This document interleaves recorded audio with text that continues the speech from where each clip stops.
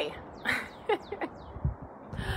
I'm sitting on a deck because I didn't bring a tripod on this trip. And so I'm using my computer as a tripod, and my computer is on some kind of a table that we've been using for our fishing gear this whole time. And so this is how we're doing this. But I wasn't going to do a live, and I was like, you know, before I leave this place, I probably should. So this is really interesting. I'm in Seguin, Texas, which is where my parents live. And we've been here for about, I don't know, since Friday night. And we did something really different this time. So we don't see my parents very often. And they live in Seguin, which, no offense to anybody listening from this area, but it's not much. It's about an hour from San Antonio and an hour from Austin, which are both nice areas. But in smack dab at the middle of those two places, there's not a lot. So it's kind of like middle of nowhere. And you know, we could go to San Antonio or we could go to Austin, but with little kids, and we've done it all so many times, we just kind of don't anymore. But what we typically do is we typically stay with my parents, and for the first time ever, we decided not to do that. And we got this gorgeous Airbnb on the water. I think you can kind of see it behind me. Let me see if I can flip this so you can actually like see it.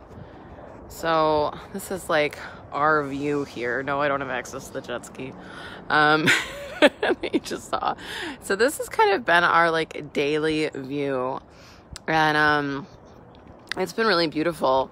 And we're staying up here. That's our house. And so, you know, it's a lot of stairs. We come down the stairs, and then we've been able to hang out on the water. Let me flip this back around. And it's been different, and it's been just showing me something different. And when we ask what else is possible, when we ask for ease to show up, how many different things that we haven't even looked at before. Every time I come to see my parents, it's always been this like really stressful thing. It's kind of been this like just unease. I don't know how else to explain that. It's a lot of anxiety and a lot of uncomfortableness, and you know, my dad can kind of handle the kids for like 2 hours max, and then we just kind of feel like we're in the way. And my mom has Alzheimer's, and it's really bad. I mean, it's not like a little bit, it's really bad. And so the last time we spent the night there, she was like trying to come in our room all night long, like we didn't sleep. It was really uncomfortable. And so we kind of made a choice this time that if we were going to come, we were not going to stay with them, and we were going to have our reality with visiting my parents. And I was really nervous that my dad was going to be mad, or that he was going to be hurt, that we didn't want to stay there.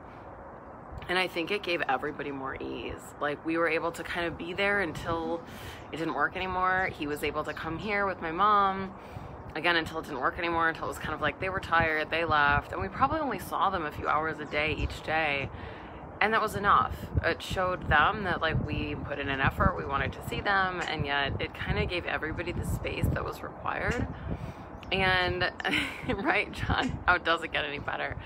And it's so interesting because one of the things I've just been asking for so much lately is, you know, how can I have more ease with family, and how can I have more ease with visiting my family and with having relationships with my family. And the last time I was here, it's been some time, I did a live, I don't even know on what world I did it in, but on Interesting Point of View, and really being Interesting Point of View with, you know, when there was chaos in my family and yelling in my family, and, you know, there's this ongoing tension between certain people in my family, siblings with my father, and blah, blah, blah, and I won't get into all of that, but like there's all this like tension and yelling, and the last time I was here, I was just like, Interesting Point of View, I have this point of view, Interesting Point of View, they have this point of view, with all of it. And now, you know, I think I had that thought once or twice, and a lot of it was just being it, and just being that rock in the stream where you have your reality, you have ease,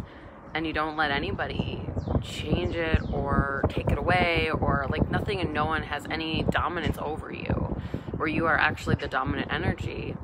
And that's been this trip, is just being like, okay, like I'm gonna have my reality with this. We're gonna stay someplace beautiful on the water. And it's funny, people came to visit us here And they've been like, I didn't know this existed in Seguin. And nobody really did, but I was looking for something different that would create a different experience for us here that would actually make this fun for us and not sort of this like boring, uncomfortable, anxiety-laden trip.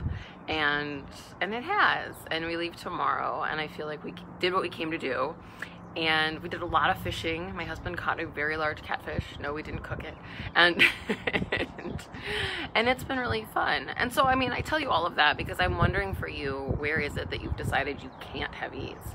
You know, and I've done that for so long where it's like, well, my life is fine as long as I keep my life in my like little box at home, and I only talk to people I want to talk to, and I only see the people I want to see, I only do the things I want to do, then fine, I have ease, joy, and glory.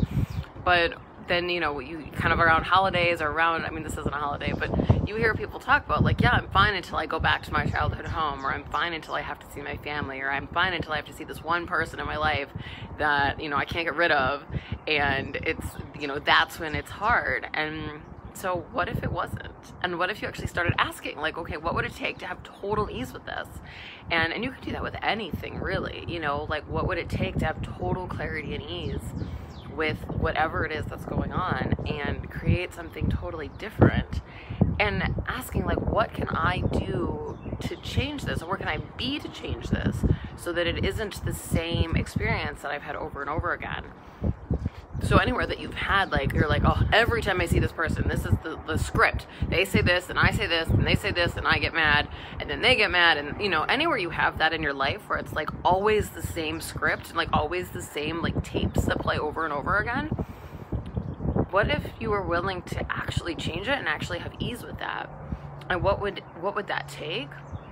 And what choice could you make that would create a totally different reality with that thing? Even the things that you feel like you have to do, or the obligations, or the ways that, like, you've decided things are going to be hard. And this could be anything. This could be like with talking to a boss. This could be, you know, I had that whole thing come up today. I saw like an old picture come up on Facebook of somebody I used to work with, and I was like, oh, I remember how I used to have so much issue with that person.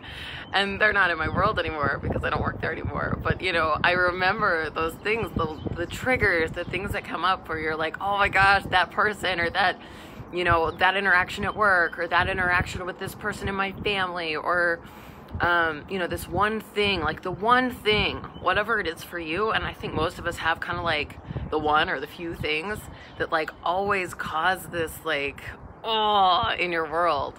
What if you could actually be interesting point of view with that? And if you don't know what I'm talking about when I say interesting point of view, the idea is that anywhere that you've resisted and reacted to something, or you've aligned and agreed with something, you are actually at the effect of that thing. But if you are interesting point of view, if you think in your mind, not out loud, I always remind people this, do not say this out loud, in your head, interesting point of view, then you're not in the same judgment as them, you're not aligning and agreeing, you're not resisting interaction, you're not going into their world.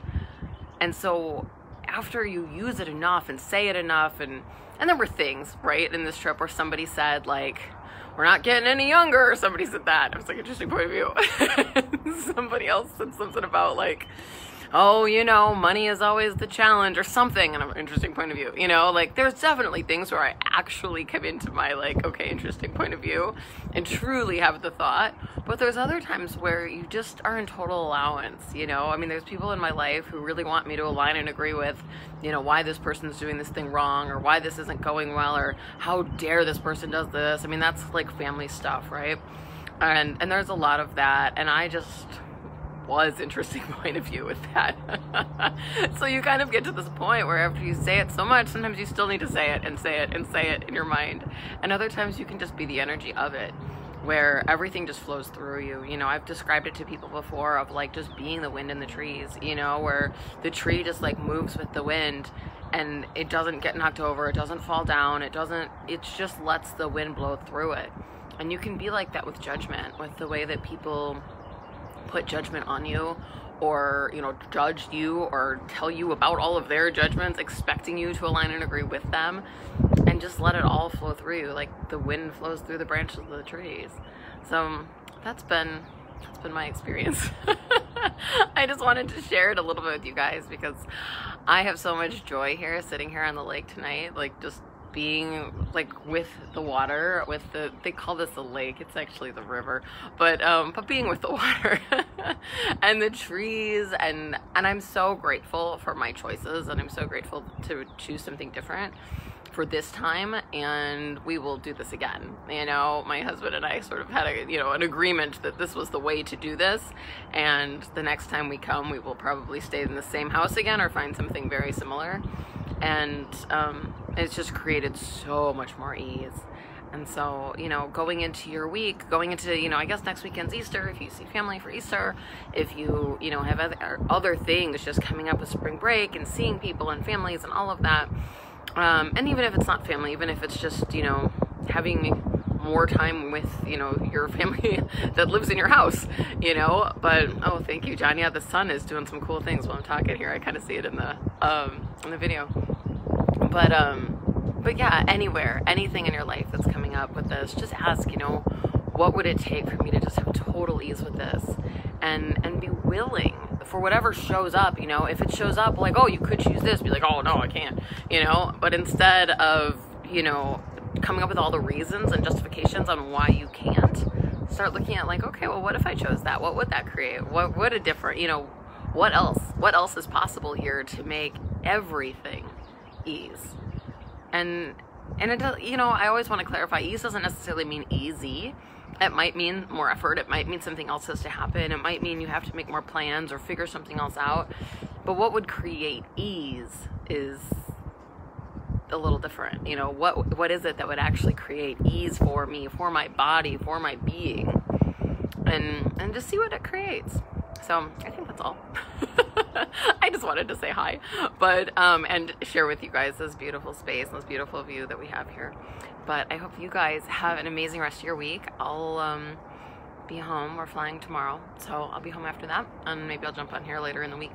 But yeah, I think that's all for now. Have a great week, you guys.